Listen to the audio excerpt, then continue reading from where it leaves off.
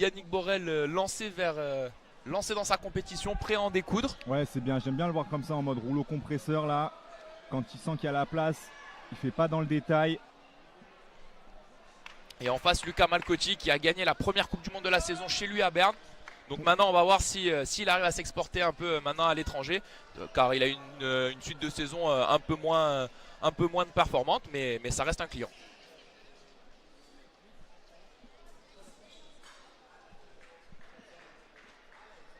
Malcotti qui a notamment sorti le japonais Kazuyasu Minobe au tour précédent.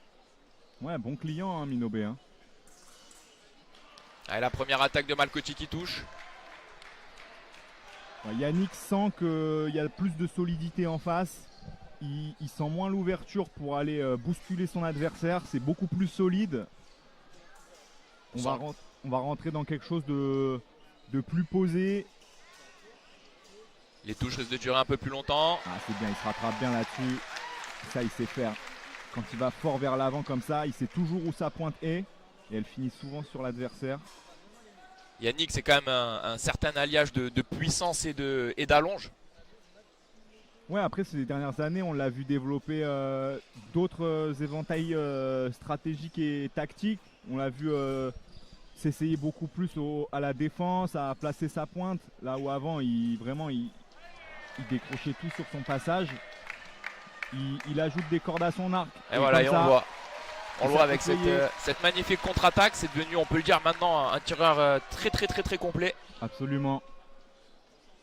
Alors déjà qu'avant c'était dur de se sortir de son étreinte quand il roulait dessus. Si en plus maintenant il ajoute cette corde à son arc, ça va devenir très dur pour ses adversaires. Ah, c'est top. Là on voit vraiment les deux facettes de son jeu. Très bon en défense et là qui déboule tout sur son passage en attaque.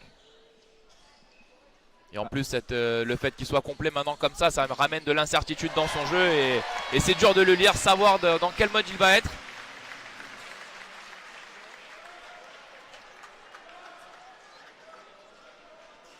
Ah, c'est top.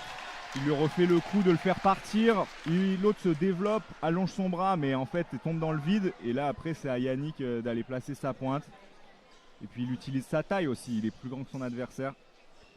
Et souvent on a l'impression qu'un match en 15 touches ça va vite. Ça va plutôt lentement des fois. Et là, quand on est en face de Yannick, on a l'impression de devoir s'adapter quasiment immédiatement. Sinon le score gonfle tout de suite et c'est dur après de revenir.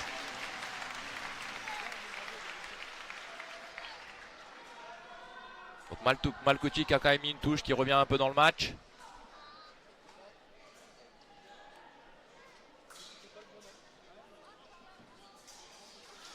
Ah, est-ce qu'elle est pas la sol parade au celle-là? poste. Est-ce qu'elle est pas sol? C'est demandé au sol, l'arbitre va aller vérifier à la vidéo. On sentait Yannick qui attendait l'ouverture là, la micro-erreur de l'adversaire, que ce soit en distance ou dans les lignes qui sont ouvertes ou fermées. Il a vu l'ouverture, après il était très loin, il a poussé sur les jambes, mais le Suisse a bien fermé la ligne. Mais ouais, je pense que la pointe était au sol et que la touche va être refusée, mais on ne sait jamais. Pas de touche.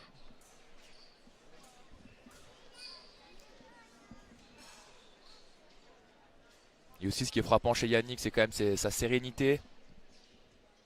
Tout le calme qui diffuse autour de lui.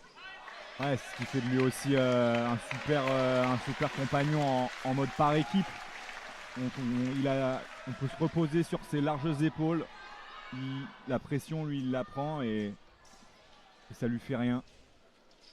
Encore une touche là de Yannick Borel, encore une maîtrise de la distance.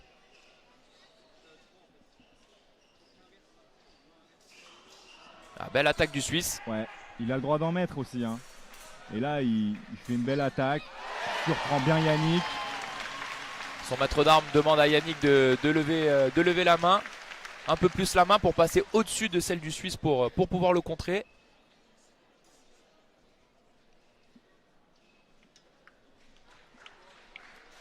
Et donc plus de là pour Yannick Borel. Qui essaye de remettre du rythme là. Toujours aussi ces préparations au fer qui font mal à l'adversaire. Ah ouais, quand on se prend un coup de hache là sur l'épée par Yannick, je peux te dire qu'on l'entend jusqu'à l'orteil de pied arrière. Et la touche double.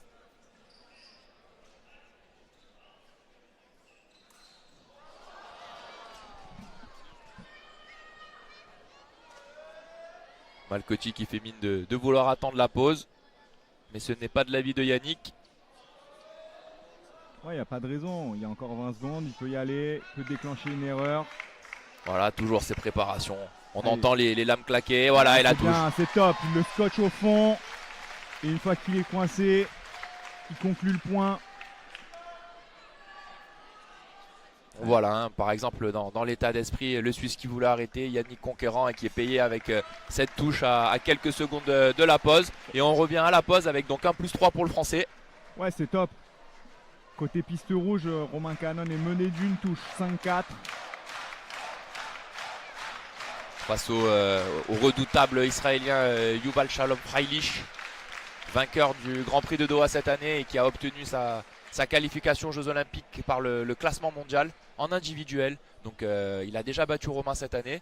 Donc on va voir si Romain va trouver la solution sur ce match-là. Mais en tout cas, après le premier tiers-temps, il est encore dans le match. Il est seulement à une touche.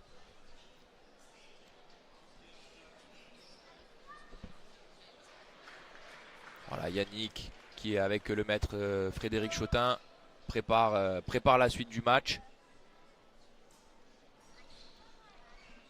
Faut qu'il reste sur ce qu'il a fait de bien au premier tiers-temps, c'est-à-dire imposer son rythme, imposer sa taille, sa présence physique. Pas faire d'erreur, pas se précipiter, parce qu'en face c'est quand même solide. C'est solide, ça va s'engouffrer dans la moindre brèche ouverte par Yannick. Mais bon, Yannick, on sait qu'il sait faire. Et puis on n'a pas l'impression que Malcotti a fait un mauvais premier tiers-temps. Et pourtant, il se retrouve quand même à -3. Donc on espère que ça va continuer dans ce sens. C'est vrai.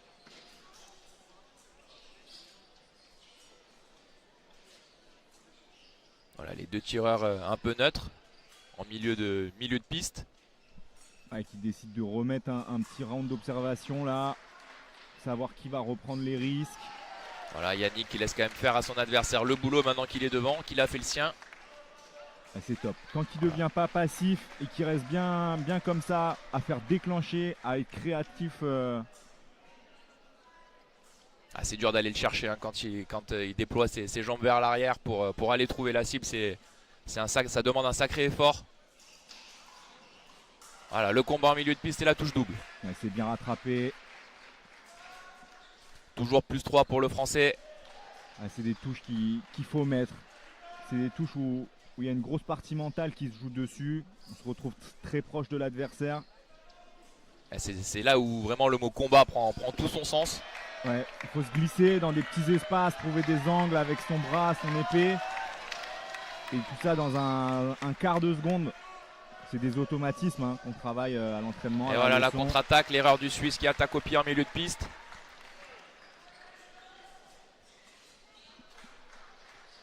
Et on le sent quand même très solide Yannick Borel. Aujourd'hui il va falloir aller le chercher.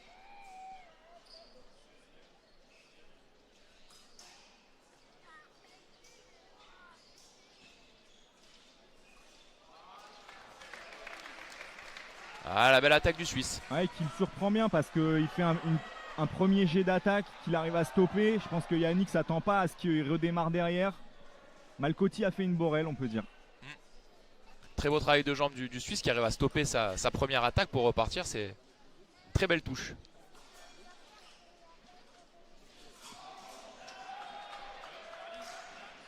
Ouais, et voilà, le combat. Et là-dessus, c'est Yannick qui a raison. C'est bien qu'il la mette celle-là parce que j'avais l'impression qu'il commençait un peu à sautiller sur place, un peu à devenir passif.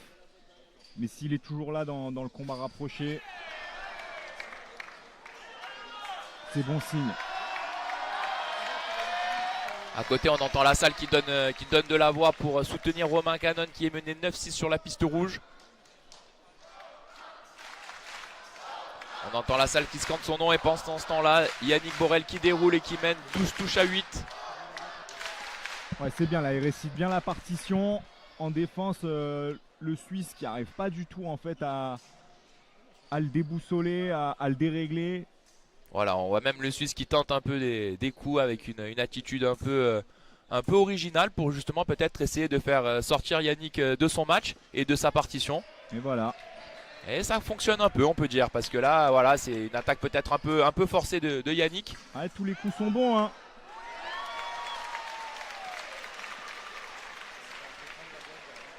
Mais toujours 3 touches d'avance pour le Français. Allez, faut pas avoir absolument envie de terminer ce match là. Pour moi, cette touche là, elle est pas bonne. Ouais, l'arbitre qui dit halt avant que la touche soit portée. Faut juste penser à la touche d'après. Pas penser à la fin du match, pas penser au tour d'après ou que sais-je. Mais ça, il sait le faire, Yannick. Un des tireurs les plus expérimentés du circuit, qui mène maintenant 13 touches à 10. Ouais, ça allait tellement vite des jambes là que même sans allonger le bras, il y a une double. Là, il fait clairement avancer la pointe avec ses jambes. Ouais. Et là où ça serait rédhibitoire pour certains tireurs, bah, pour Yannick, ça passe.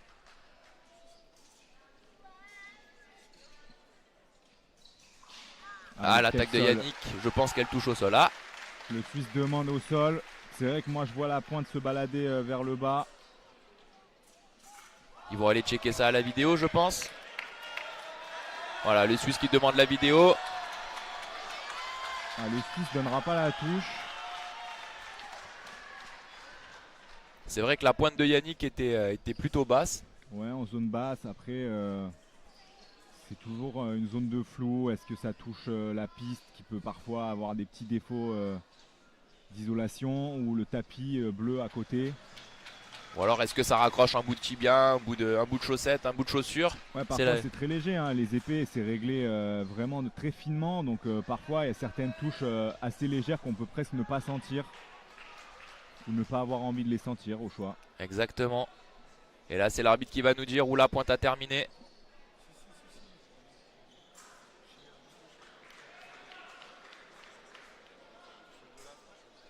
C'est le genre aussi de moment qu'il faut savoir gérer parce que ça fait une petite coupure dans le match. Ouais, la touche est accordée. Dynamique, mais bon là il s'en sort bien. Plus 4, 14-10. Allez, il faut finir le boulot, champion. Voilà, Malcoti qui marque des petites pauses dans ses déplacements. Ouais, mais un peu d'intox. Allez, c'est pas grave. Hop, sortie de piste.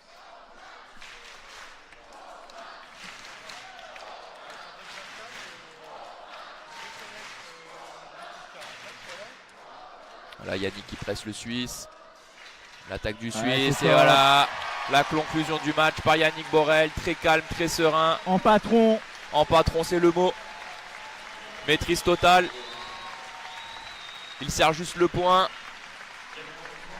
Et Yannick qui rejoint les quarts de finale, le top 8 de cette compète. Et je vous propose de switcher tout de suite sur la piste rouge pour suivre la fin du match de Romain Canon.